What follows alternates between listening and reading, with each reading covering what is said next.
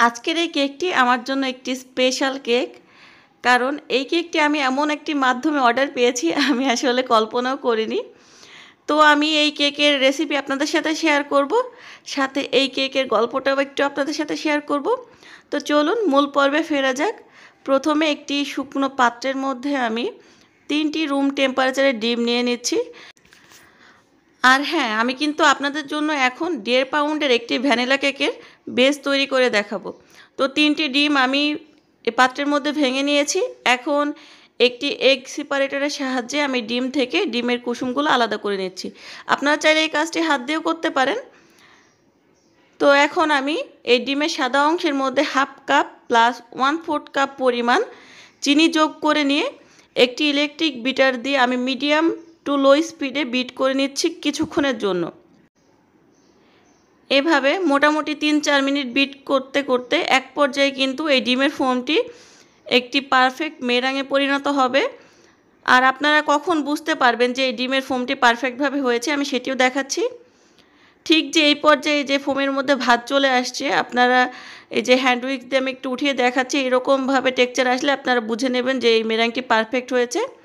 তো আমি এখানে একটি একটি করে ডিমের কুসুম অ্যাড করে নিচ্ছি এবং ইলেকট্রিক বিটার দিয়ে আমি একটি একটি করে ডিমের কুসুম মিশিয়ে নিচ্ছি।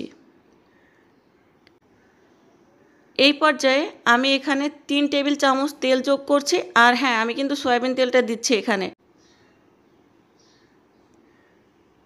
এবার এই তেলটি আমি ডিমের ফোমের সাথে মিশিয়ে নিচ্ছি। তো আজকে আমি এইখানে মাল্টোভা ব্র্যান্ডের বেকিং পাউডার ব্যবহার করব এবং এই যে পোলার বিয়ারের যে ভ্যানিলা পাউডার আছে সেটি ব্যবহার করব। এখন একটি ছাঁকনির মধ্যে আমি 1 কাপ পরিমাণ ময়দা নিয়ে নিয়েছি। এই ময়দার সাথে 2 চা চামচ পরিমাণ ভ্যানিলা পাউডার এবং 1 চা চামচের একটু কম আমি বেকিং পাউডার যোগ করে নিচ্ছি।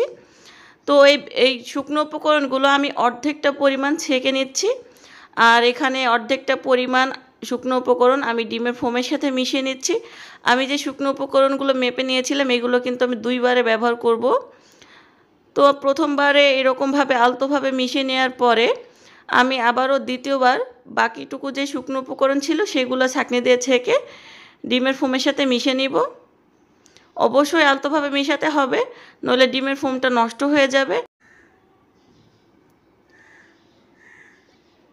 তো আমাদের এখন কেকের ব্যাটার মিশিয়ে নেওয়া কমপ্লিট হয়ে গেছে। আমি আপনাদেরকে দেখাচ্ছি যে ঠিক কীরকম হয়েছে। আমি এখানে আজকে 2টি 6 ইঞ্চি সাইজের রাউন্ড মোল্ড নিয়ে নিয়েছি, যেহেতু আজকের কেকটি একটু হাইট হবে আর আমার কাছে হাইট মোল্ড ছিল না। তো আমি 2টা মোল্ডে একটিতে একটু বেশি এবং একটিতে একটু কম ব্যাটার নিয়ে নিয়েছি। তো মোল্ডগুলোকে ট্যাপ করে নিচ্ছি এবং আমি এটাকে 150 ডিগ্রি প্রিহিট ওভেনে বেক করে নেব 30 মিনিটের জন্য। তো ওইদিকে কেকটা বেক হোক, আমি এখানে 1.5 কাপ পরিমাণ ভিভো হুইপ ক্রিম নিয়ে নিয়েছি। এখন একটি ইলেকট্রিক বিটার দিয়ে লো স্পিডে আমি বিট করে নিচ্ছি কিছুক্ষণ। এরকম বিট করতে করতে একটা পর্যায়ে মোটামুটি একটা স্টিফি ভাব যখন চলে আসবে তখন আমি এর মধ্যে আইসিং সুগার দিব। তো আমি আজকে বাড়িতে তৈরি করা আইসিং সুগারটি ব্যবহার করব।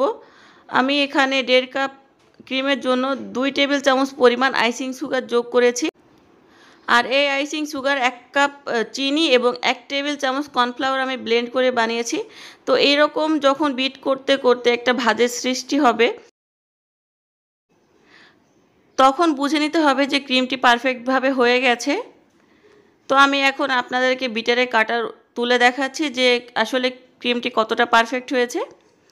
তো এদিকে আমি ওভেন থেকে কেকগুলো বের করে ঠান্ডা করে নিয়েছি। আমি আপনাদেরকে দেখাচ্ছি যে কেকটা কতটা স্পঞ্জি হয়েছে। আর কেকগুলোকে আমি 4টা ভাগে ভাগ করে নিয়েছি। যেটি 1 পাউন্ডের মোল্ডে পুরাটা ছিল সেটাকে 3টা লেয়ার এবং যেটা কম ব্যাটার দিয়েছিলাম সেটি 1টি লেয়ার। যেহেতু হাইট কেক বানাবো এজন্য কেকের লেয়ারগুলো আমি একটু মোটা মোটা করে নিয়েছি। তো একটি কেক বোর্ডের উপরে ক্রিম দিয়ে এর উপরে কেকের লেয়ারটা বসিয়ে আমি সুগার সিরাপ দিয়ে দিচ্ছি। তো এই কেকটি যে আপু অর্ডার করেছিলেন সেই আপুর সাথে আমার পরিচয় একটু অন্যভাবে। তো আমার বাবার বাড়ি হচ্ছে মেহেরপুর। আমি বরিশাল থেকে যখন বাসে করে মেহেরপুরে যাচ্ছিলাম, তো এই আপু হচ্ছে বরিশালে থাকে, ইনি শেরেবাংলা মেডিকেল কলেজে মেডিকেল স্টুডেন্ট। তো আপুর সাথে এক পর্যায়ে পরিচিত হই আমি। তো কথা বলতে বলতে আপুকে আমি বলি আমার পেজের কথা। আপু তখনই আমার পেজটার নাম জিজ্ঞেস করে। উনি কিন্তু এর আগেও আমার কাছ থেকে অর্ডার করেছিলেন, আর উনি আমার কাছ থেকে কেক নেওয়ার চেষ্টা করে। যাই হোক, এটা আমার জন্য একটা অন্যরকম অভিজ্ঞতা ছিল যে অনেক দিন আমি অনলাইনে অর্ডার নিয়েছি বা আমাদের আশেপাশের পরিচিত লোকের কাছ থেকে অর্ডার নিয়েছি, কিন্তু ইনি যার সাথে আমার বাসে পরিচয় তিনি কেকটা নিয়েছেন এবং এই কেকটা কিন্তু খুব সুন্দর একটা রিভিউ দিয়েছেন আমাদের বরিশালের একটা ফুড গ্রুপে। আপুকে অনেক ধন্যবাদ আমাদের সাথে থাকার জন্য এবং আমাদেরকে এত ভালোবাসা দেওয়ার জন্য। তো কেকে আমি ক্রাম কোটিং করে নিয়েছি, এখন আমি কেকে ক্রিম কভার করে নিয়েছি। আর এই হালকা পিঙ্কিশ টাইপের এই ক্রিমটির জন্য আমি অল্প কিছুটা পরিমাণ রেডম্যানের রেড কালারটি ক্রিমের সাথে মিশিয়ে নিয়েছি। এবার কেকের উপরে আমি ক্রিম কভার করে নিচ্ছি। প্যালেট নাইফ দিয়ে সাইডের ক্রিমগুলো একটু সমান করে নিচ্ছি।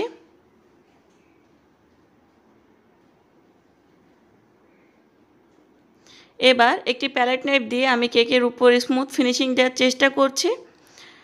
স্ক্রাবার দিয়ে কেকের সাইডে আরেকটু ফিনিশিং করে দিচ্ছি।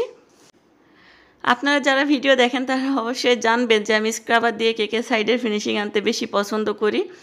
তো এই তো, এরপর আমি 1M নজেল দিয়ে কেকের সাইডে কয়েকটি বর্ডার করে দিচ্ছি।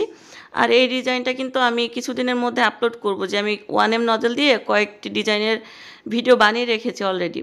এরপর আগে থেকে তৈরি করে রাখা ফন্ডেন্টের কিছু টপার যে কেকের উপরে বসিয়ে দিচ্ছি। আজকে যেহেতু একটি বিড়াল থিমের কেক হবে, একটি বিড়ালময় কেক, তো আমি এরকম কেকের উপরে টপারগুলো একটি একটি করে বসিয়ে নিচ্ছি।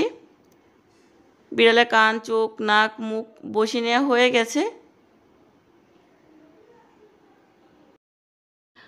আর এই হুইপড ক্রিমের ফ্রস্টিংয়ের উপর এই টপারগুলো বসানো আমার কাছে একটু কষ্টকর মনে হয়, কারণ ক্রিম নরম হয়ে থাকে। যাই হোক, এখন আমি কেকের মোটামুটি ফেসটা রেডি করে নিয়েছি। এবার যেটা লিখতে বলেছিলেন সেটাও আমি লিখে নিয়েছি।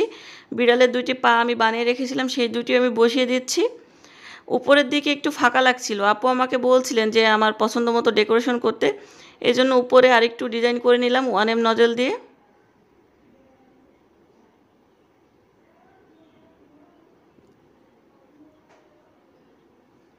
এই তো, আমাদের কেকটি এখন পুরোপুরি কমপ্লিট। ভিডিওটি কেমন লাগলো কিন্তু আমাকে অবশ্যই কমেন্ট করে জানাবেন। আর এরপর আপনারা কী টাইপের ভিডিও দেখতে চান সেটিও আমাকে জানাবেন। আর ভিডিওটি যদি ভালো লেগে থাকে বেশি বেশি করে শেয়ার করে দিবেন। আর এতক্ষণ আপনারা ধৈর্য ধরে ভিডিওটি দেখছেন, এজন্য আপনাদেরকে অসংখ্য ধন্যবাদ। সবাই অনেক ভালো থাকবেন আর বেশি বেশি আমার চ্যানেলের ভিডিওগুলো দেখবেন।